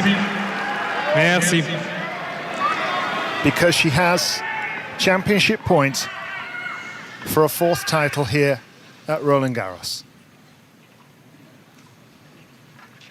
Serves out wide. That's going to rise long from the backhand of Jasmine Paolini. And Świątek falls to her knees on court Philippe Chatrier because she has won her fourth French Open title. The Pole is the youngest player to win 4 titles here. The youngest female player to do it in the Open era, stretching back to 1968. Only the third player in the women's game to win 3 of these titles in a row in more than 50 years. And she's off. She is off and up to celebrate with her team. And really, once she'd retrieved the early break, Annabel, for 2-1 and levelled up a 2-2 all, that was just never in doubt. Oh, she was absolutely fantastic today. It's one of the best matches I've seen her play in terms of the quality after that 2-1 game where she'd ballooned a couple of forehands over the baseline. But from that moment on, she just had the bit between her teeth. She went for everything was so clinical, so beautifully struck, so outplaying, outmanoeuvring Paolini. There wasn't much Paolini could do. I don't think she had anything in her repertoire really that could really trouble her. There was no stopping Świątek today. That's one of her best performances here at the French Open as well, I think. It was absolutely brilliant in the final. I agree with you completely as well. And also, let's not forget that is 21 match wins in a row here at Roland Garros, surpassing Steffi Graf at 20. And there's only 3 other players who have actually done better than this. So Chris Evert-Lloyd, Monica Seles, and Justine Henin, as you said, 3-time champion. Only 2 other women have accomplished that in the game. What a moment. Part of history today, as well as somebody, in my opinion, who's going to win this on multiple more occasions and probably get to double digits with titles here at Roland Garros. Wow. Double digits. That would be another 6, Greg Rusedski. You think Iga Świątek can win at least another 6 French Open titles? I think it's going to be difficult, but I do think it's possible. She is that good. Let's not forget, she's 23 years of age. So if she gets 6 out of 7, she'll be 30 years of age when she gets to that sort of marker. And who do you think can beat her on the serve? That's the question. The only person who came close with Naomi Osaka. Apart from that, it's been one-way traffic against the rest. Well, she had a match point. What do you think of that as Iga Świątek returns to the court after hugging her family and friends, and they're starting to build the stage in front of us on which Iga Świątek is going to receive this trophy, the trophy Suzanne Lenglen, and it is a hug for tournament director Amélie Mauresmo, herself a former world number one. 6 more French Opens, Annabel, is that realistic? Well, it's possible. You never like to put figures on these things because you never know what's around the corner, and you don't know how some of the younger players are going to suddenly develop and come on, do you? I mean, look how Sinner was a little bit later behind Alcaraz, but suddenly is starting to look amazing. You just never know. Somebody young, maybe somebody like Amira Andreeva will suddenly improve and has all that variety, and you just never know how rivalries develop. But I think at the moment she looks like she could be very, very dominant on this surface. But the other thing I look at Świątek is the movement. You know, we looked at Rafa, who won 14 titles here, and the movement on clay is second to none. It's like a second nature. Yeah. It's like walking for some people. It just comes naturally. Yeah. And also the heavy rotation on that forehand, the defensive capabilities, the position she's being able to get through on the full slide with that backhand and generate pace a la Kim Clijsters, and then the forehand angles and bounce she creates as well. And the serve is only going to get better. She is so driven. That's why I believe that record is possible. And she will surpass Chrissy Everett's 7. And Chrissy Everett herself said, you know, that Świątek is the best on this surface in the women's game. It's quite a construction, this stage they're putting together here. I'm actually quite pleased to see the extra pieces arriving, because at one stage there was only one piece out there, and I thought, gosh, that's a very small little stage. They won't really fit on that. And they're building a little city, it looks like, out there at the moment for this. Well, there's now 7 presentation. pieces to the stage, plus a whole section more for the photographers. But anyway, it's quite something watching them all building it all. Well, just on the subject of Chrissy Everett, I mean, there were several years that she didn't play this tournament because of playing world team tennis, and actually some of the statistics that are out there for what she did here are utterly mind-boggling. But I guess I'm mostly interested now in whether Świątek is going to be able to transfer this sort of form, or some of it, to the grass and be able to actually win Wimbledon one day. What do you think? Will she win Wimbledon one day? I think she's got to improve her transition game forward. I think that's a problem because the players can use the slice to bring it forward.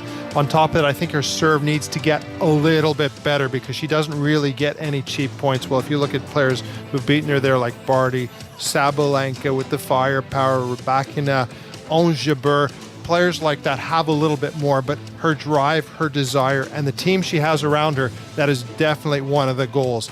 But she is definitely, no question about it, the queen of clay.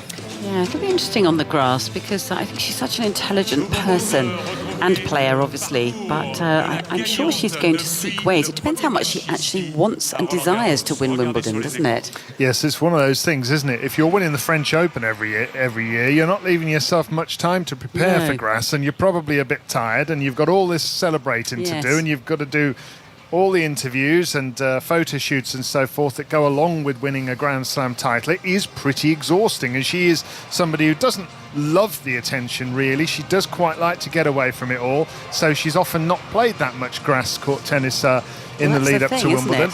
She has entered Berlin, which is the tournament in between the two, so that's the week after next week, and that's got everybody entered at the moment. Whether they all decide to play in the end, we'll wait and see, but Berlin is the next tournament that Iga Świątek is scheduled to play in on the grass. But for now, it seems a little unfair to be talking about what she might win in the future, because she is going to get a chance to be celebrating this title. And it was hard fought. I mean, she was match point down against Naomi Osaka. It's hard to believe. Hard to believe. I mean, I was thinking about it this morning when I was looking to make my notes, and I was thinking, oh yes, of course, she so nearly went out of the tournament. And at the time when I watched it at match point, and in my opinion, Osaka hit straight into the backhand, or served into it, and I seem to remember Świątek hit a winner off that match point, and you just think, gosh, had she gone to the forehand, which was a little bit more vulnerable, it was breaking down a lot, Osaka really broke it down, but you could always look back and wonder what would have happened, but she came back and won, and now look, she's holding the trophy. Yeah, but also, for me, the good news is Naomi Osaka is starting to show us that form when she was a 4-time slam champion as well as a former world number one. It looks like she's got her love for the game back, but it's all about Iga Świątek at the moment. You know, the dominance, 4-time French Open champion, 5-time major champion. You know, she's still missing 2 from the set, the Australian Open and Wimbledon. And if you want to be qualified as one of the greats in the men's or women's game, you have to hold all 4 majors. Yeah. She's already a Hall of Famer, but that's a different story. Do you think she'll end up with all 4 in the end? I think so. I mean, like, look at Nadal. I mean, I think people never thought he would win Wimbledon. And he found a way to win it. Yeah, we're seeing the ball girls file out. The ball boys and girls are filing out onto the court now, dressed in their bright orange shirts and navy blue shorts.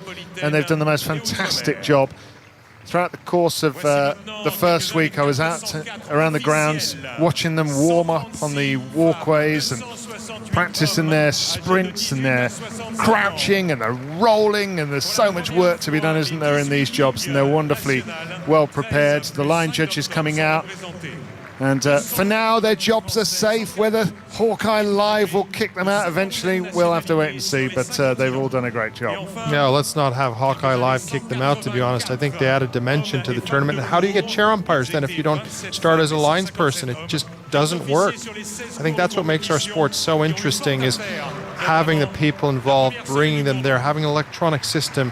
Just feels a little bit cold. You wouldn't have John McEnroe's great expressions at the chair umpire. You cannot be serious. There's nobody to talk to anymore. I'm sure he'd have found somebody.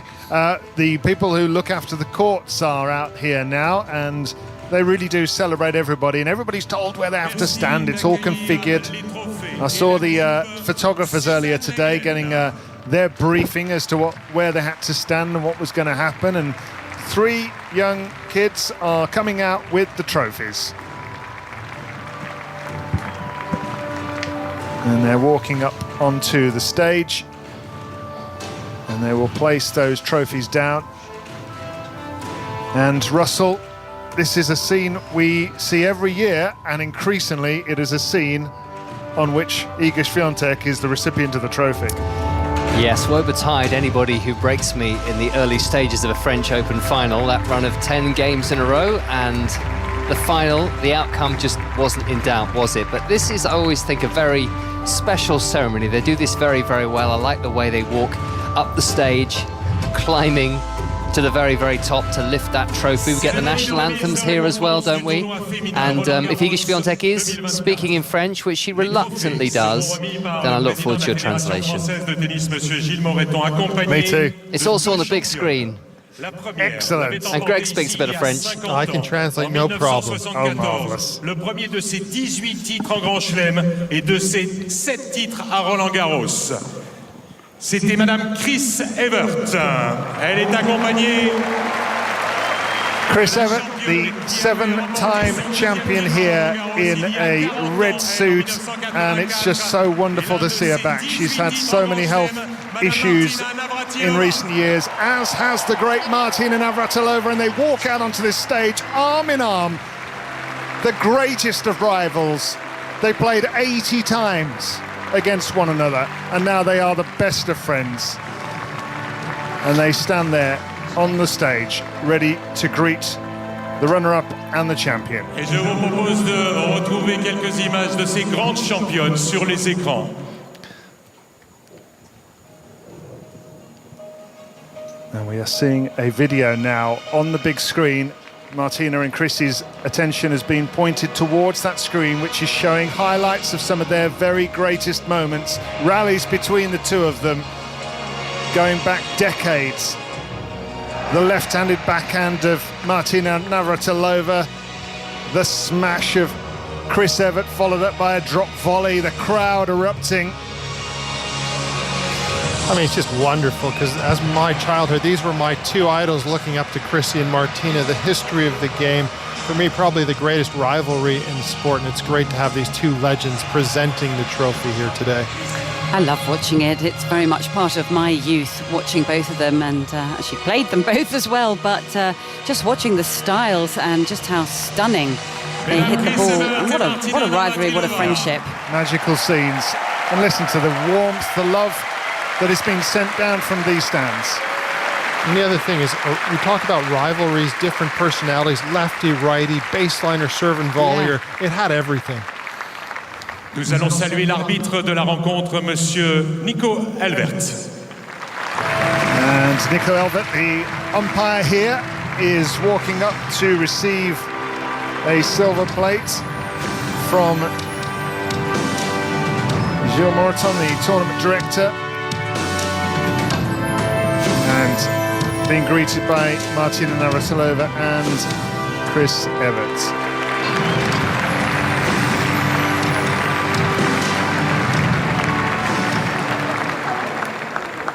Finaliste du tournoi féminin Roland-Garros 2024 et c'est sa première finale en Grand Chelem, l'Italienne Jasmine Paolini. Well, what a run she had to the final. And she ran into the ultimate challenge in the sport at the moment in Iga Świątek, and that was too great a challenge, but there's no disgrace in that. She beat Elena Rybakina. She beat Mira Andreeva. She went where she'd never been before. And this crowd showing their appreciation.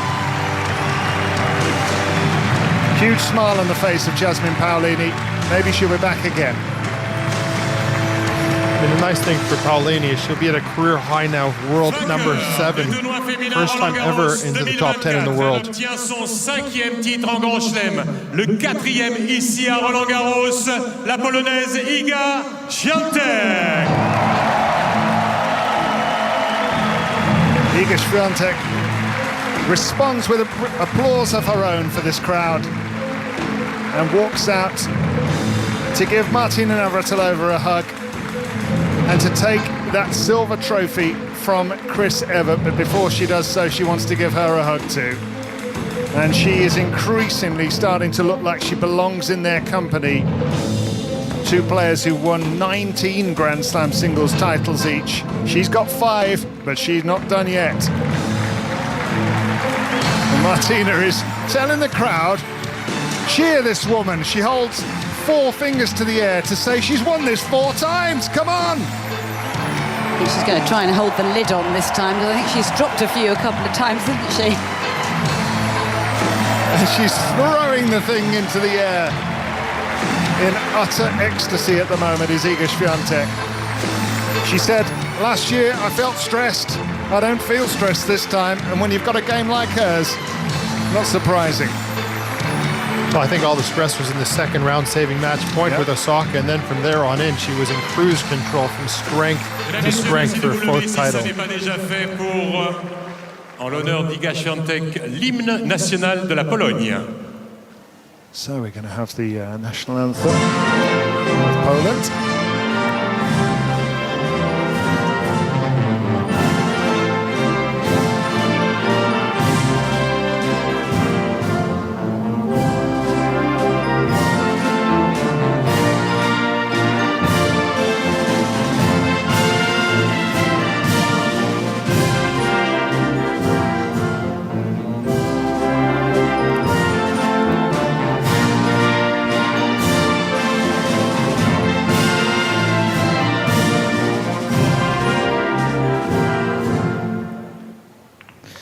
And Świątek put the trophy on the floor so that she could stand to attention. She was breathing deeply, closing her eyes, I think maybe trying to hold back a tear or two, but they've come out anyway.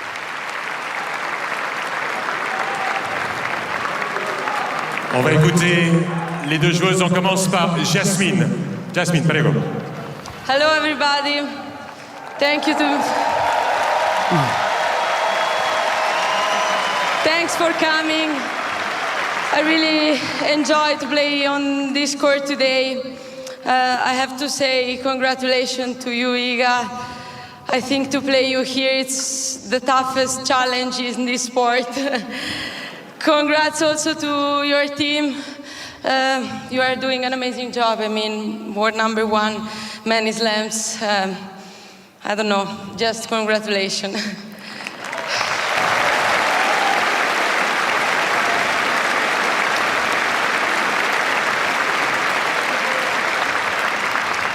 I want to thank you also, my team, my family, everybody who is there cheering for me, believing in me every day.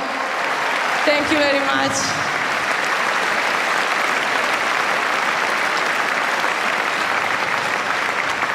And congratulations to everybody who made this tournament possible. It's been like, I don't know, 10, 15 days, maybe more, that I'm here. And yeah, the best days of my life, I think. No, they're still going because tomorrow I have the doubles final. And I really enjoyed. Thank you, Amélie. This is an unbelievable tournament. Thank you for the sponsors, Boy Kids. I mean, everybody who made this tournament possible, the referees, Chair Empire, everybody. I'm gonna forgot somebody, but forgive me, please. And yeah, it's been very intense 15 days, and I'm really happy and proud of me and my team to be here. Today was tough, but as I said, I'm really proud of myself anyway. So you should be. I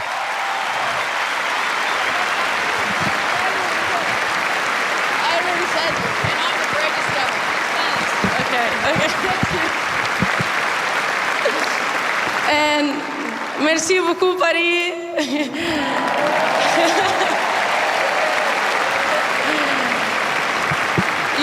You were cheering for me, and that was unbelievable. Grazie anche a tutti gli italiani che sono qua e hanno tifato per me. I mogę powiedzieć też dziękuję bardzo. Thank you very much. I'm done. Merci Jasmine. Iga.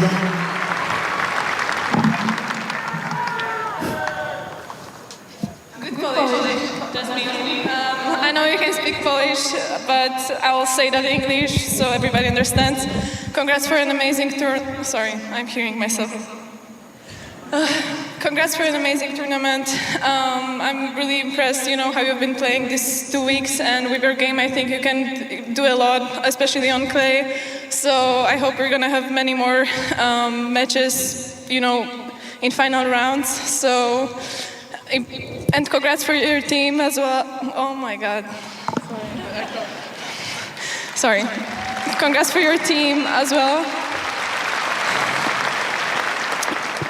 And I want to thank my team, my family. Without them, I wouldn't be here. Not so easy to play so many weeks.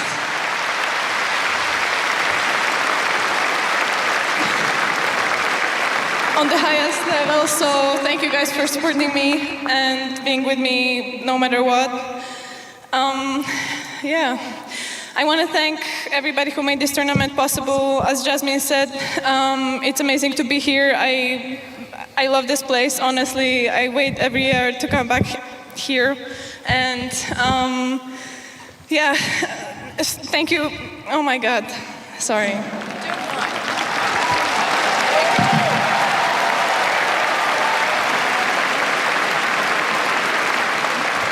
Okay. I got some tips from the pros, so now I'll do better. Merci beaucoup, je t'aime. I was almost out of the tournament in second round, so thank you guys for, kind of staying behind my back and cheering for me. I also needed to believe that this one is going to be possible, so it's been a really emotional tournament. So yeah, thank you for supporting me. Also, to everybody at home, my sister, my family, my sponsors for constant support.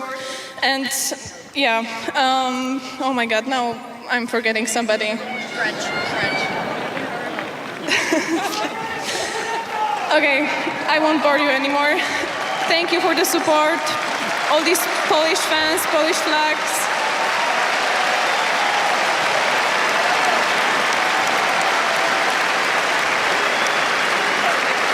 Bardzo dziękuję, że przyjechaliście. And the French crowd, thank you. See you next year. And good luck tomorrow, Jasmine. Yeah. Yeah, thank you. So there is Iga Świątek seeming to have more trouble with the speech this time than she did in the actual tennis, Russell Fuller, but I think that probably is a sense of just how much this moment means to her. Yes, I think it was a mixture of emotion and maybe a little bit of an echo in the stadium and hearing herself back, which she won't be so used to, but she got through it. Nobody forgot to say something important, I think. Jasmine Paolini really seemed to enjoy the moment, didn't she? Because I guess now it's over. Yep. There may be some disappointment in losing the final, perhaps in the days and the hours to come, but it's been an incredible fortnight, and she's still got very much to look forward to in that doubles final tomorrow. Absolutely. A quick word on the men's final, Annabel and Greg, which features Carlos Alcaraz against Alexander Zverev. Who is going to win that? Oh, it's a tough one. Go on, Greg, you go first. It is a tough one. I think Alcaraz is going to come through in 5, but I wouldn't be surprised if Zverev wins his first title, because they've met here on one occasion, and it was Sasha Zverev who won. And when they've met at slams on 3 occasions, Zverev leads the head-to-head 2 matches to 1. But I feel the crowd and Alcaraz might make a difference, and just because of having won majors, that could be the deciding factors, but it's going to be a fantastic match. Yeah, it's just fascinating that Zverev has such a great record against Alcaraz. He leads it 5-4 in the head-to-head, except I just feel like, Greg, that the crowd just love Alcaraz. They love everything that he's doing. They love the way he plays. He's got so many options and explosive power. I don't think he's playing his best tennis, but it's getting closer, and I think Zverev is actually right up there playing some of his best tennis, so it's his great chance to try to win his first slam, but I'm going to go with Alcaraz to win. Well, it's something we're going to look forward to. You'll both be wait. with us, Annabel and Greg, on 5 Live tomorrow for the men's final. But we leave you here at Roland Garros with the news that Iga Świątek is the title winner for a 4th time. But right now on 5 Sports Extra, we can head to New York.